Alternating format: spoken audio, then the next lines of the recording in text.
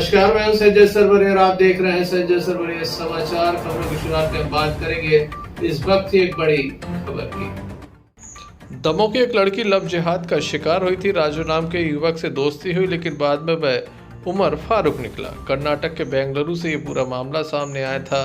दमोह की लड़की आजीविका मिशन के माध्यम से बेंगलुरु गई थी, जहां पर वह लव जिहाद का शिकार हुई थी।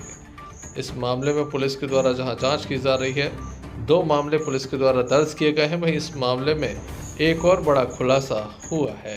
खुलासा भी ऐसा कि आपको चौंका देगा। जी हाँ, लव जिहाद में काले जादू का भी इस्तेमाल होता है। लड़की जो लव जिहाद का शिकार हुई है, उसे एक ताबीज बांधा गया था। इस ताबीज में जो खोलने के बाद नक्श निकला वो अरबी भाषा में है, जिससे पता चलता है कि लड़की का दिमाग डाइवर्ट करने के लिए काले जादू का उपयोग भी किया गया। लड़की जो ताबीज पहनी थी उसमें दिल भी बना हुआ था। साथ ही इस नक्श में अरबी भाषा में लिखा गया है, ऐसा जानकारों के द्वारा बताया गया। क्या इसका मतलब होता है, इस बात की जानकारी फिलहाल हमें नहीं है, लेकिन बताया जा रहा है कि लड़की काले जादू के जाल में फंसकर लव जिहाद का शिकार हुई है। हिंदूवादी संगठन लव जिहाद करने वालों के विरुद्ध कड़ी कार्रवाई चाहते हैं। उनका कहना है कि हिंदू समाज की भोली वाली लड़कियों को इसी तरह से बहला फुसलाकर किसी तरह से अपने पास बुलाया जाता है, फिर उन्हें काला जादू करके उनका दिमाग डाइवर्ट कर दिया जाता है, जिससे वह समाज से, धर्म से एवं परिवार से बगावत कर लेती हैं और लव जिहाद का शिकार हो जाती हैं। कई मामले सामने आ चुके हैं। ऐसे मामलों पर कड़ी कार्रवाई की मांग उनके द्वारा की गई है। इस बात का खुलासा विश्व हिंदू परिषद बजरंग दल के वरिष्ठ पदाधिकारी पवन रजक के द्वारा किया गया। और क्या कहा उनके द्वारा, आइए आपको सुनाते हैं। नामांतरण के मामले में बताया जा रहा कोई जादू टोना भी किया गया। जी बिल्कुल, चूंकि यह विषय हमारे पास करीबन 4 से 5 दिन पहले आया था और इस विषय को मैंने तुरंत अपने प्रांत के अधिकारियों को सूचित की। साथ ही दमोह में पुलिस अधीक्षक महोदय से बात करके इसमें तुरंत FIR दर्ज कराई। और जो लड़की है उसने हमें बताया था कि वो ताबीज पहने हुई थी। वो ताबीज बेंगलुरु में किसी मस्जिद में, मजार के यहाँ कोई जो भी हाफिज या जो भी इनके रहते हैं मुसलमानों के, उनने पहनाया था उस मजार के पास ले जाकर उस लड़के ने। तो ये उसको जब हम लोगों ने खोल के देखा तो आप देखिएगा कि देखिए ये लड़की का ताबीज है।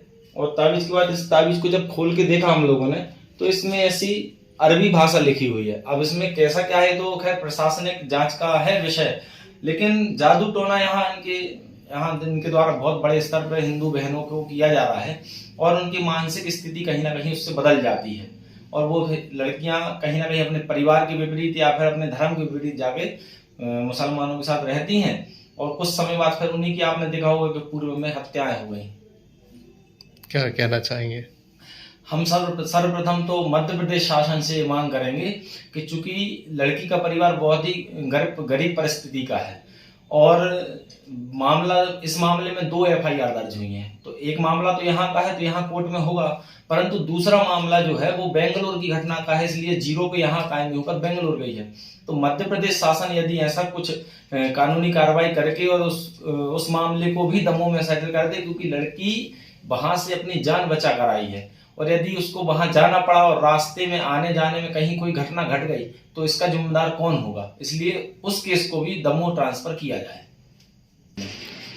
आपने भी जादू टोने की बात की है, तो आपको लगता है कि जादू टोने के जाल में फंस के लड़कियां लव जिहाद का शिकार होती हैं?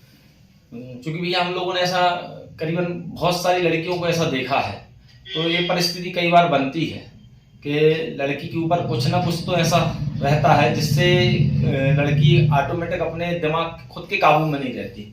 तो कुछ ना कुछ विषय तो है जांच का विषय होना चाहिए जांच, और यदि इसमें कुछ मिलता है तो सख्त कार्रवाई होनी चाहिए।